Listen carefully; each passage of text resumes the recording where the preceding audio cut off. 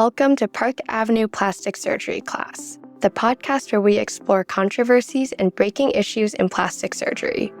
I'm your co-host, Summer Hardy, a clinical assistant at Bass Plastic Surgery in New York City. I'm excited to be here with Dr. Lawrence Bass, Park Avenue plastic surgeon, educator, and technology innovator. Today's episode is weight loss medications and beyond. You've talked about this topic before on the podcast, haven't you, Dr. Bass? That's right, Summer. I have. But here we are again, so there must be some new information. What are the updates?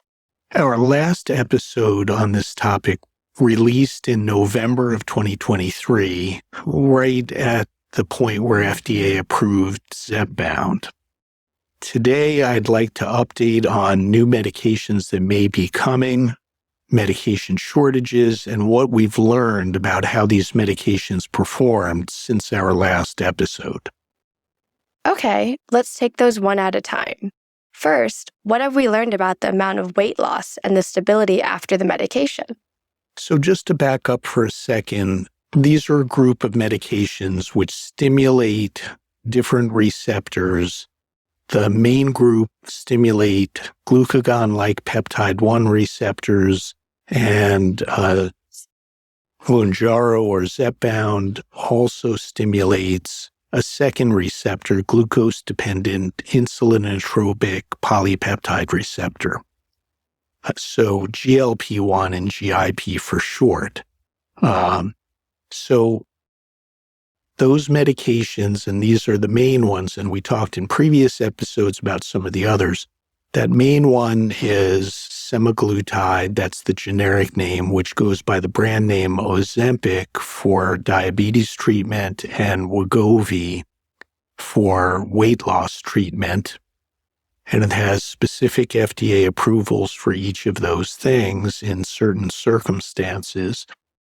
And the second main medication nowadays is tirzepatide, which goes by the brand name Mounjaro for diabetes treatment and Zepbound for weight loss.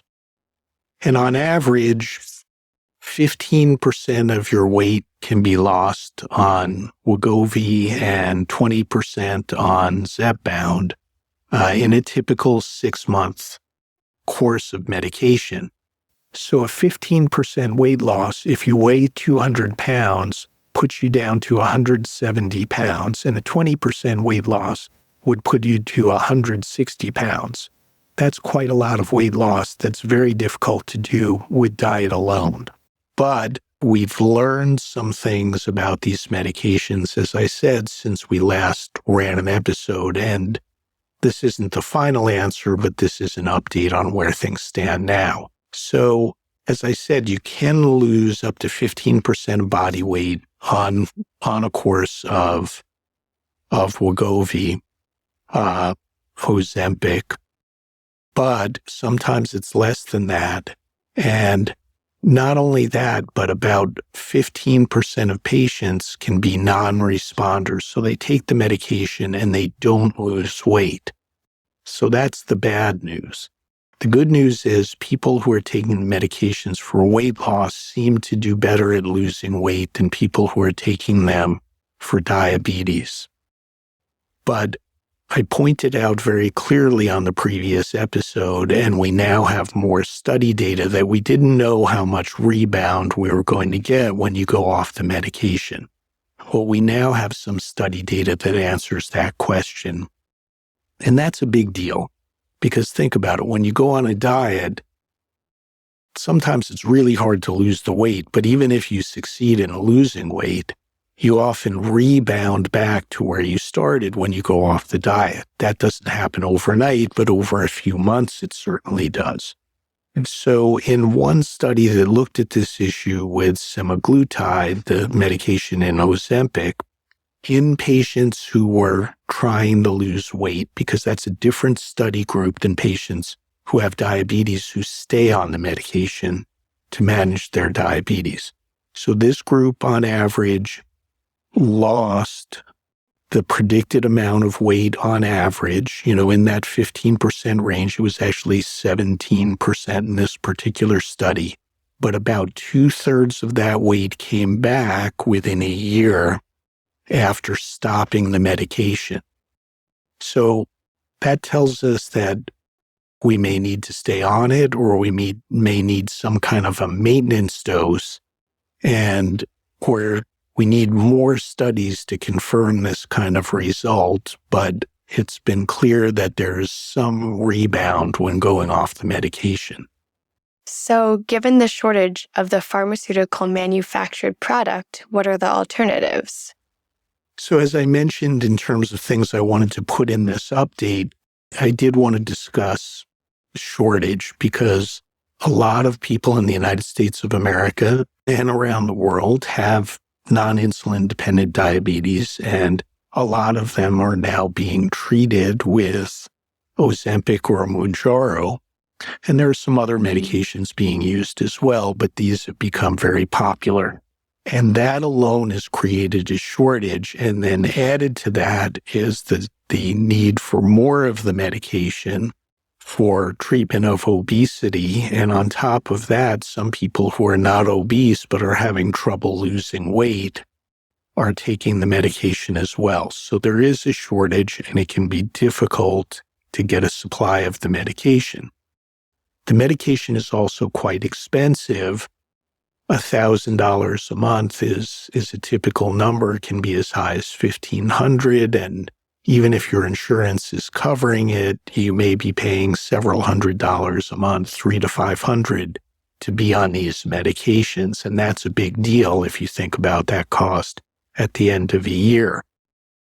So one of the alternatives is to obtain the same kind of medications, not from the main manufacturers, Eli Lilly and Novo Nordisk, but from compounding pharmacies that make the same medication, but not through the FDA-approved, FDA clinical trial studied process.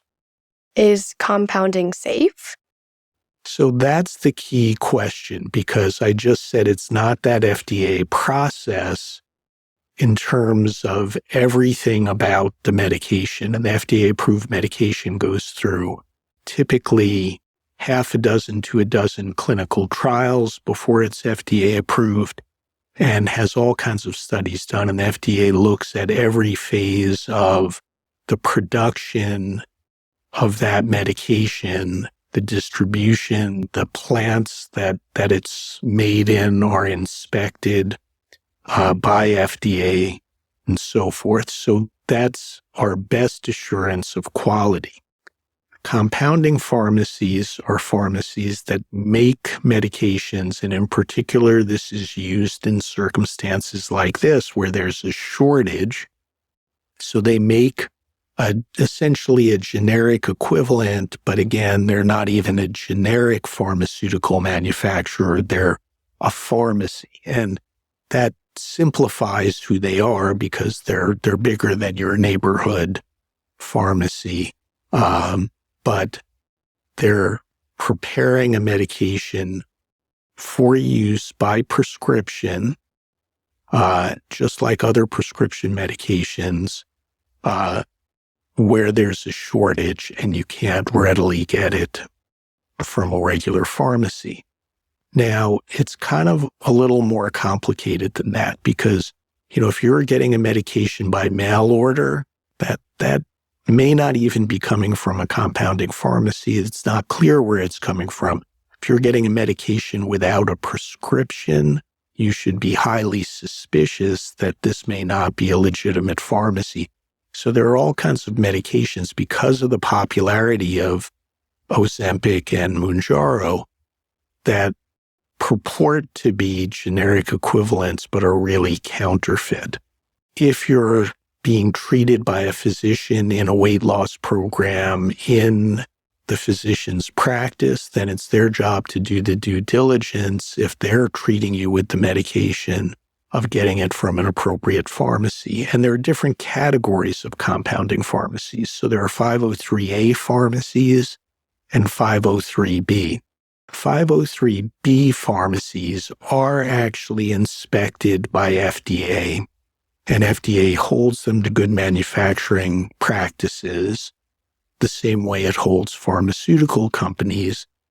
And so there's more oversight of 503B pharmacies. But given the shortage of these medications, the compounding route offers a greater supply to help us meet the clinical needs of patients until it's more readily available or more price approachable. Okay, so what do you see for the future of weight loss? So likely, this is me looking in the crystal ball, and so we can never say what FDA is going to do. They're going to base that on the clinical data that they receive, and we can't say for sure how clinical studies are going to work out, but it's pretty clear that a few things are likely and likely very soon. And when I say soon, I mean, sometime in the next year. Not talking about something that's 5 or 10 years down the line, but in the next year or next 2 years at the most, we'll almost certainly have, instead of injectable medications, because currently Ozempic and Mounjaro are injected once a week, we will likely have oral versions of the GLP-1 receptors. We will likely have medications that target other receptors besides GLP-1. And the biggest thing that I think is going to be the focus of obesity treatment in the future is it's going to be about fat loss more than weight loss. Currently, these medications are demonstrating in their clinical studies that when someone stands on the scale, the number goes from a higher number to a lower number. You've lost weight. And that's a good thing. We always feel happy when we lose weight. But what we really want to lose is fat. And there's a lot of reasons why we don't like fat. We don't like fat because we don't like how we look in clothing. We can't get into the clothing that we used to get into, maybe, if we've gained weight. Fat also metabolically drives illnesses like hypertension and diabetes, which are two massively common chronic illnesses in the United States.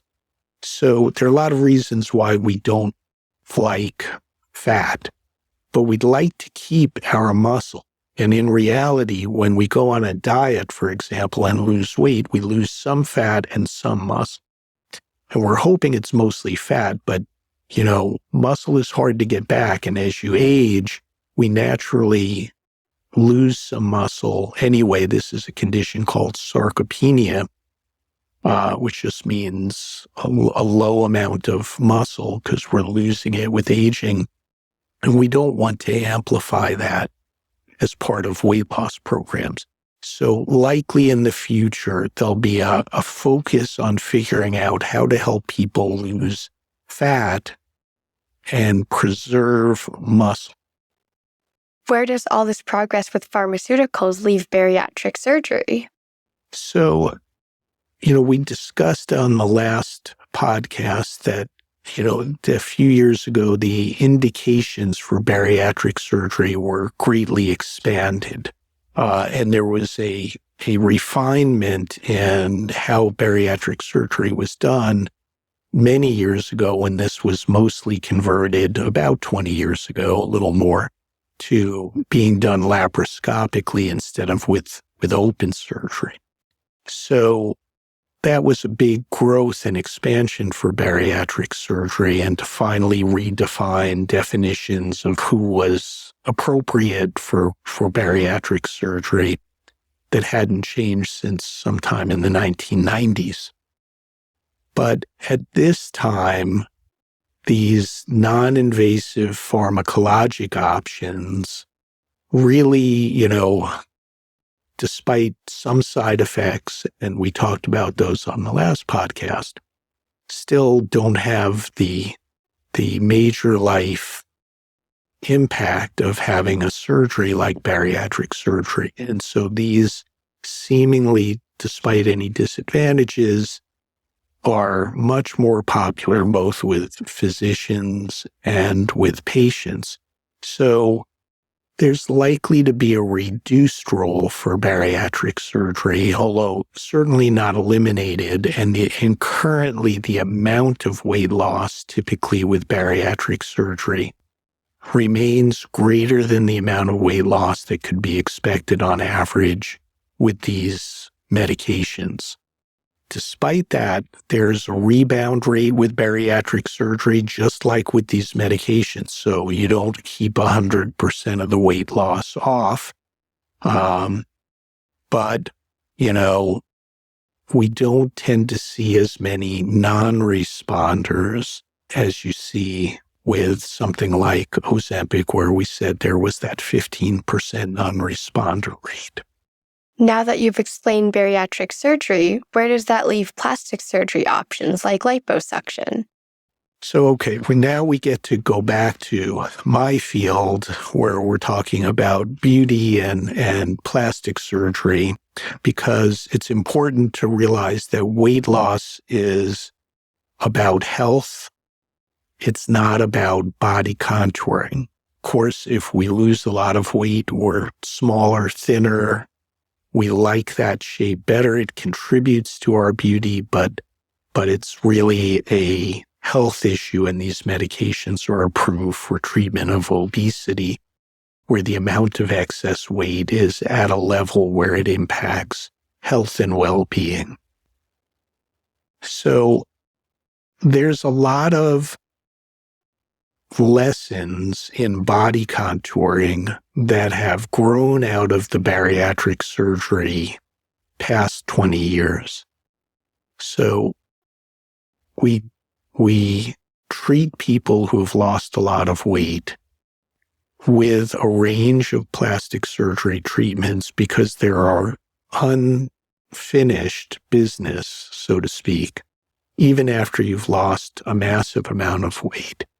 And all of the plastic surgery options are still appropriate, preferable for certain body shaping applications if you're already at a normal weight. If you're at a normal or maybe even an ideal body weight, you don't want to lose a lot of weight because now you're losing muscle and not much fat with it.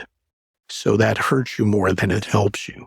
And there are certain areas of the body that just tend to have bulges that are formed by fat that don't respond well to diet and exercise. Love handles, the outer thigh area, or saddlebags are two typical areas that just don't diet and exercise off very well.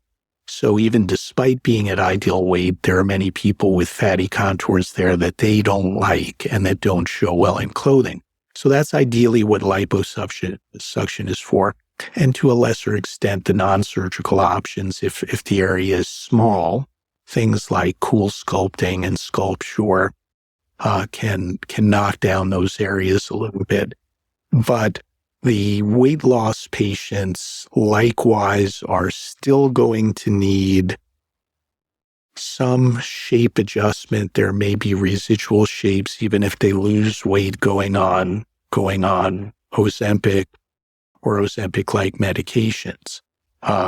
So there's still a role for liposuction. And in fact, if people have gotten good, they often want to finish the job. And so, in fact, on some level, it amplifies the volume of those procedures going forward.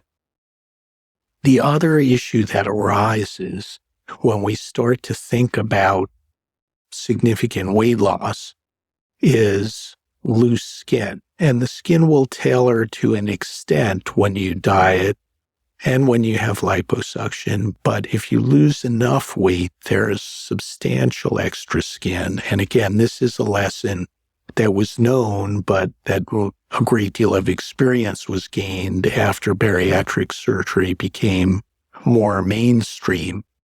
And many patients who have had massive weight loss need skin excision procedures, skin removed from arms, tummy area, chest, waist, thighs. And sometimes, again, with more modest weight loss, that can be dealt with without actual surgical skin excision, but with energy devices like RF microneedling, Ulthera, Tempsure, things like Onda and Sculpt, things that put energy into the skin and stimulate some smoothing, tightening, remodeling of that skin.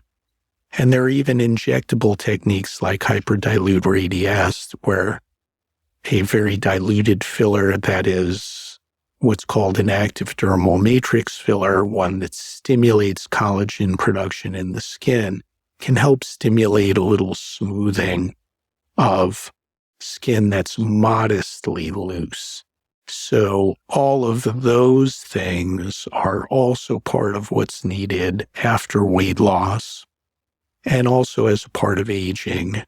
And that is going to have a growing role as these medications become more popular.